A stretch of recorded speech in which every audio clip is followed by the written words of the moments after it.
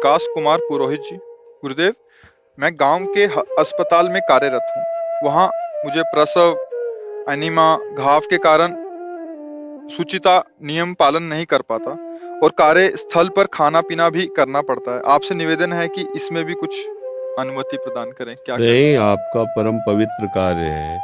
जैसे माँ का छोटा बच्चा हो ना, और बार बार शौच करे तो उसे अपने शौच होने की जो पवित्रता का नियम है वो उसमें नहीं लागू होगा।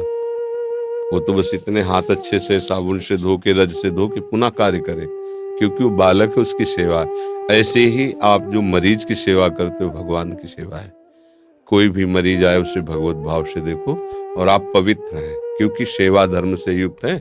और भगवान का नाम स्मरण करते हुए सेवा करो, और जो भोजन आवे भगवान को अर्पित करके पाओ। ये बहुत बड़ी साधना में सहयोग वृत्ति होगी। जो दूसरों की सेवा करना है, सेवा के बराबर कोई अर्थ तो दे नहीं सकता। वो तो एक मतलब जीने के लिए अर्थ की जरूरत है, लेकिन सेवा का वो पूर्ण मूल्य नहीं होता।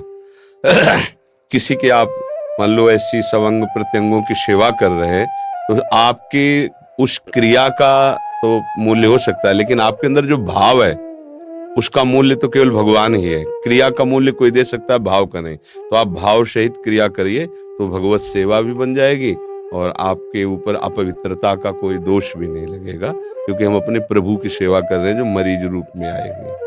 महाराज जी, बहुत सारे ग्रस्त परिकर साधक जन बाहर जो आते हैं, उनका ये प्रश्न रहता है कि जैसे वो सुबह 8-9 बजे ऑफिस में चले गए और शाम को उनको 8-9 बजे आना होता है। इस बीच में अगर वो शौचालय आदि जाना पड़े, तो महाराज जी इस परिस्थिति में वो क्या करें कि इनका नाम जप नाम का निरंतर अभ्यास करें। पवित्र अवस्था में माला जप लें। इसलिए हम किसी को नियम नहीं देते कि आप गुरु मंत्र इतने माला जपिए। आपको जितना संयोग बन जाए, सुबह शाम में आधा घंटा 1 घंटा बैठ के मंत्र से, माला से मंत्र जप लो। हर समय राधा वल्लभ श्री राधा वल्लभ श्री। और देखो, कोई भी ऑफिस या कोई भी कार्य अनवरत नहीं होता है, अंतराय होता है। तो आप उस जो अंतराय है उसको भजन में लगा दीजिए। माना कि आपकी एकाग्रता नहीं कि आप निरंतर जप सके, ठीक है, आप लैपटॉप में काम कर, किसी भी क्रिया में लगे, निरंतर नहीं लग सकते। उस अंतराय होता है, जो आपको उस समय अंतराय मिलता है उसमें आप नाम जप कर लीजिए। नाम जप महामहिम है, उसके लिए पवित्रता का विधान नहीं, थोड़ा मंत्र के लिए है शास्त्रीय विधान। तो सुबह शाम जब कभी पवित्र शरीर हो, बैठ करके जितना हो मंत्र जप कर लो, नहीं नाम जप करो। कुछ पद याद कर ले प्रभु की लीला संबंधी, वो पद गुनगुनाता रहे। तो हमें तो लगता है कि सब भजन हो जाएगा। ऑफिस में जाना भी भजन हो जाएगा, जो आप व्यापार कर रहे हो वो भी भजन हो। हमारा उद्देश्य बदल जाए।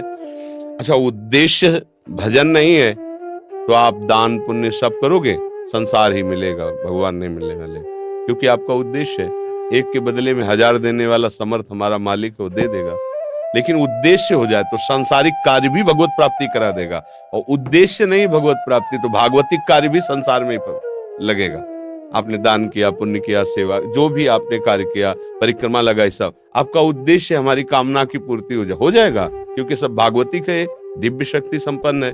और संसारिक कार्य कर रहे हो लेकिन उद्देश्य आपका है प्रभु की, वही आपकी भगवत प्राप्ति का हेतु हो जाए। तो जो सेवा कार्य मिला है वो भगवत प्रसन्नता का उद्देश्य रख करके हम करें, तो सांसारिक कार्य भी वो भगवत प्राप्ति के हेतु हो जाएगा। और उद्देश्य हमारा संसार है तो भागवतिक कार्य भी संसार की ही प्राप्ति का हेतु बनेगा, भगवान की प्राप्ति का नहीं बनेगा। आते तो हैं लोग, प्रभु के दर्शन करते हैं, धाम की परिक्रमा करते हैं, उद्देश्य क्या होता है उनका? प्रभु प्रसन्न हुए, उद्देश्य थोड़ी होता है भगवान हम पर कृपा करें, हमारे अमुक अमुक काम बन जाए, तो उद्देश्य तो उनका संसार हुआ ना। तो ऐसे उद्देश्य की खास बात होती है। आप अपना उद्देश्य रखिए तो सब भगवान की कृपा का अनुभव होगा। अंतिम बाला पारिक, सीकर, राजस्थान से।